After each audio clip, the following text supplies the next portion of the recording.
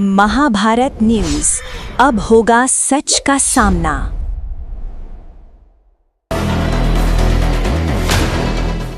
सेलू बस स्थानकात प्रवाशांचे हाल, दूषित पाणी, बंद पंखे आणि अंमली पदार्थ सेवनाच्या तक्रारींनी नागरिक संतप्त।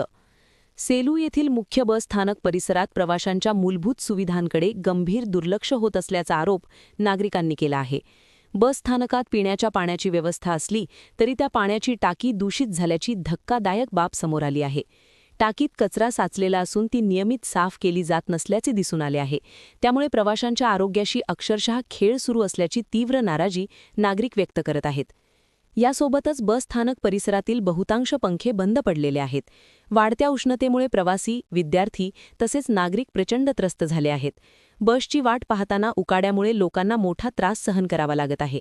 दरम्यान सेलू बस स्थानकात स्टॉप असलेल्या काही बसेस प्रत्यक्षात बस स्थानकात येत नसल्याची तक्रारही प्रवाशांनी केली आहे।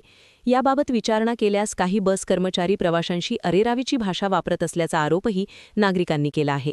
बस स्थानकात लावण्यात आलेले हेल्पलाईन नंबरचे बोर्डही केवळ दिखावा ठरत असून त्या नंबरवर संपर्क साधला असता तो नंबर लागत नसल्याची तक्रार प्रवाशांनी केली आहे। याच दरम्यान आणखी एक धक्कादायक बाब समोर आली आहे। सूत्रांच्या माहितीनुसार बस स्थानकाच्या मागील बाजूस काही नशेडी अंमली पदार्थांचे सेवन करताना दिसून आले असून त्यामध्ये काही मुलींचाही समावेश असल्याची माहिती मिळत आहे। त्यामुळे परिसरातील सुरक्षेबाबत गंभीर प्रश्न उपस्थित होत आहेत। या सर्व प्रकारामुळे नागरिकांमध्ये तीव्र संताप निर्माण झाला आहे। आज सेलू येथील भाजप कार्यकर्ते, शाळकरी विद्यार्थी, सामाजिक कार्यकर्ते तसेच नागरिकांनी एकत्र येत या संदर्भात प्रशासनाला निवेदन दिले। 8 दिवसांच्या आत परिस्थिती सुधारली नाही तर तीव्र आंदोलन छेडण्याचा इशारा यावेळी देण्यात आला आहे।